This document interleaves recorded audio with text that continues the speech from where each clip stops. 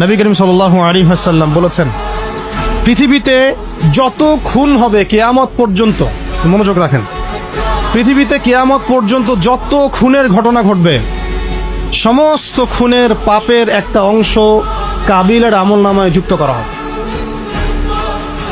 এখানে কে সফল? মহাকাব্য কে রচনা করেছে, হাবিল না কাবিল? আল্লাহ পাক আমাদেরকে শিক্ষা নেওয়ার তৌফিক দান। নূহ আলাইহিস সালামের যুগে নূহ আলাইহিস সালামের একজন সন্তান, সে ঈমান নিয়ে আসে নাই। বাবা তাকে ডাকছেন, আল্লাহর গজব চলে আসবে, তুমি তাড়াতাড়ি নৌকায় উঠো।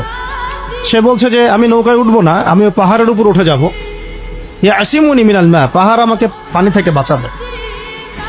নূহ আলাইহিস সালাম পিতা হয়ে ব্যাকুল আর্তনাদ, বাবা আজকে এই আযাব কাউকে বাঁচাতে পারবে না, তাড়াতাড়ি নৌকায় উঠ। তো সে নৌকায় উঠলো না, জীবন সেও দিল।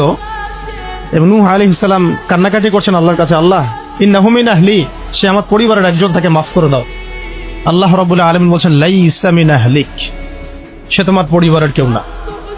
এখানেও নূহ আলাইহিস সালামের পুত্র নবীর সন্তান জীবন দিলেন, কিন্তু মহাকাব্য রচিত হলো না। কথা কি বুঝতে পারছেন? মহাকাব্য রচিত হলো না। এভাবে লূত আলাইহিস সালাম যাচ্ছেন, কারণ আপনারা জানেন লূত আলাইহিস সালাম এসেছিলেন সাদুম জাতির জন্য নবী হিসেবে। ওই জাতির মূল পাপই ছিল সমকামিতা, যেটাকে এখন আমরা এই সো কল্ড ট্রান্সজেন্ডার, তারপরে এলজিবিটি এইসব ইস্যুর মধ্যে নিয়ে আসছি। আর এটা পশ্চিমাদের একটা বড় এজেন্ডা, বাংলাদেশে এটাকে বাস্তবায়ন করা। এই জন্য তারা পশ্চিমার কিছু সেবা দাসকে তাদের মাথার উপরে নিয়েছে এটাকে বাস্তবায়ন করার জন্য। এবং যত সুদী এনজিও আছে এদের একটা বড় অংশ এর সাথে সম্পৃক্ত।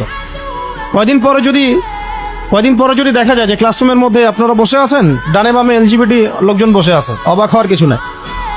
ওইদিকেই জাতিকে নিয়ে যাওয়ার চেষ্টা তারা করছে, কিন্তু ইনশাআল্লাহ আমরা সেটা হতে দিব না। আমরা সেই লূত আলাইহিস সালামের যুগে আল্লাহর পক্ষ থেকে যে শাস্তি আসছে, ওই শাস্তিকে আমরা আসতে দিব না ইনশাআল্লাহ। তোমরা ওই শাস্তি আনার ব্যবস্থা করবা, এই জাতিকে সমূলে ডোবানোর ব্যবস্থা করবা, এটা আমরা হতে দিব না। লূত আলাইহিস সালাম দাওয়াতের কাজ করেই যাচ্ছেন, তাদের কওম সেটা শুনছে না। মূল পাপ ছিল তাদের সমকামিতা, হোমোসেক্সুয়ালিটি। আল্লাহ পাক এমন ভাবে তাদেরকে ধ্বংস করেছেন যেভাবে অন্য কোনো কওমকে করেন নাই। আসমান থেকে ফেরেশতা পাঠিয়ে জর্ডানে দেখবেন ডেড সি, মৃত সাগর, ওই জায়গাটা আছে এখনো, ওখানে সাদুম গোত্র বাস করতো।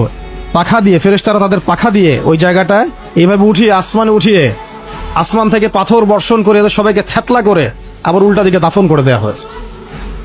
এমন শাস্তি পৃথিবীর ইতিহাসে কাউকে দেওয়া হয়নি। তো আমরা কি বাংলার জমিন এই শাস্তি ডেকে নিয়ে আসতে যাচ্ছি? সবাইকে এই ব্যাপারে সোচ্চার হতে হবে। আল্লাহ পাক আমাদেরকে বোঝার তৌফিক দান করে। যখন জুলুম বেড়ে যাবে, তখন আল্লাহ রাব্বুল আলামিন এক জালেমের হাত দিয়ে আরেক জালেমকে শাস্তি দেন।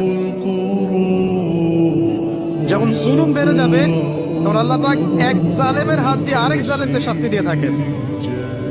আর মুসলিমদের ক্ষেত্রে কি জানেন? মুসলিমরা যখন তাদের দায়িত্ব ছেড়ে দিবে, তখন আল্লাহ পাক ওদেরকে সরিয়ে দিবে, দিয়ে নতুন সম্প্রদায় নিয়ে আসবে। শুধু একটা কাজ যদি উম্মত করতে পারে জান্নাত পাবে। বলে দিব কোনটা? অনেক কাজই আছে, কিন্তু স্পেশাল একটা কাজ, একটা। আল্লাহ রাব্বুল আলামিন মেরাজের রাতে তার নবীকে উঠিয়ে নিয়েছিলেন, উঠিয়ে নিয়ে কাছে নিয়ে আসছেন, একদম কাছে, আর যে আরশের কাছাকাছি। নবী সাল্লাল্লাহু আলাইহি ওয়াসাল্লাম বলছেন ওই সময় তার উপর 3টা স্পেশাল ওহী করা হয়েছে। কয়টা? 3টা। একটা হচ্ছে 50 ওয়াক্ত নামাজ। কত ওয়াক্ত? এটা কমতে কমতে কমতে কত ওয়াক্ত হয়েছে? 5 কেও কমানোর জন্য কোন নবী বলছিলেন? মুসা আলাইহিস সালাম বলছেন 5ও পারবে না, কমাই নিয়ে আসেন। 5ও যে পারবে না, মুসা আলাইহিস সালাম কেমন করে জানলেন? তার উম্মত 2 ওয়াক্ত নামাজ ফরজ। কয় ওয়াক্ত নামাজ ফরজ ছিল? ওই 2 ওয়াক্ত তার আদায় করতে পারে নাই। এই অভিজ্ঞতা থেকে তিনি বলেছেন যে আপনার উম্মত 5 ওয়াক্ত পারবে না। সত্যি না মিথ্যা কথাটা? আসলেই কি উম্মত 5 ওয়াক্ত নামাজ পড়তে পারছে? আচ্ছা, যাই হোক, আল্লাহ পাক আমাদেরকে পড়ার তৌফিক দান করুন। দ্বিতীয় ওহী হচ্ছে সূরা বাকারার শেষের 3টা আয়াত। কয় আয়াত? সূরা বাকারার শেষের 3 আয়াত ওহী করেছেন কে? আল্লাহ রাব্বুল আলামিন। কোন ব্যক্তি যদি রাতের বেলা সূরা বাকারার শেষের 3টা আয়াত পড়ে সারা রাত ইবাদত করার নেকি পাবে ইনশাআল্লাহ। আর 3 নাম্বারটা হচ্ছে স্পেশাল, সেটা হচ্ছে আল্লাহ পাক বলেছেন, হে মুহাম্মদ সাল্লাল্লাহু আলাইহি ওয়াসাল্লাম, বলেন সাল্লাল্লাহু আলাইহি ওয়াসাল্লাম, তোমার উম্মতের কোন ব্যক্তি যদি তোমার উম্মতের কোনো ব্যক্তি যদি আসমান জমিনের সমান গোনা নিয়ে আমার সামনে দাঁড়ায়, আসমান জমিন সমান গোনা নিয়ে আমার সামনে দাঁড়ায়, কিন্তু আমার সাথে শিরকের পাপ নাই, আমার সাথে কোনো শিরকের পাপ করে নাই, ইনশাআল্লাহ আমি আল্লাহ তার সামনে আসমান জমিন সমান ক্ষমা নিয়ে হাজির হব ইনশাআল্লাহ। তার মানে আমরা যদি ইনশাআল্লাহ তাআলা শিরকের পাপ থেকে দূরে থাকতে পারি, ইনশাআল্লাহ আশা করা যায় আমরা আল্লাহর সন্তুষ্টি পাবো ইনশাআল্লাহ। শয়তান তিনটা ধোঁকা দিয়ে থাকে।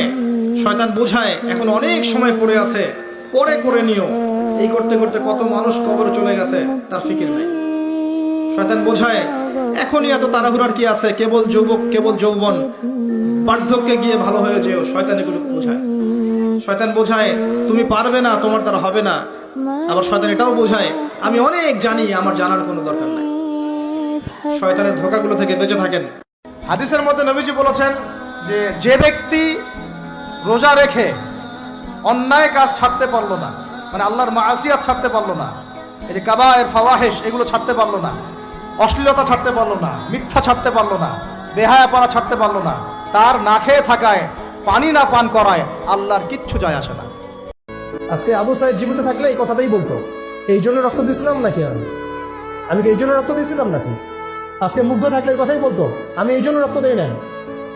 যা করতেছেন আপনারা, আর বেশি বললাম না, যা করতেছেন আপনারা, শহীদ ভাইরা জীবিত হইলে তার এই কথা বলতো, এই জন্য আমরা রক্ত দিই। আপনি এই পৃথিবীতে যাকে সবচেয়ে বেশি মহব্বত করেন, যার জন্য আপনি জান দিতে প্রস্তুত, সে মুহূর্তের মধ্যেই আপনার সবচেয়ে বড় দুশ্মনের সাথে হাত মিলায় আপনার পিঠে ছুরি মেরে চলে যেতে পারে। দিস ইজ কল্ড দুনিয়া, এর নাম দুনিয়া।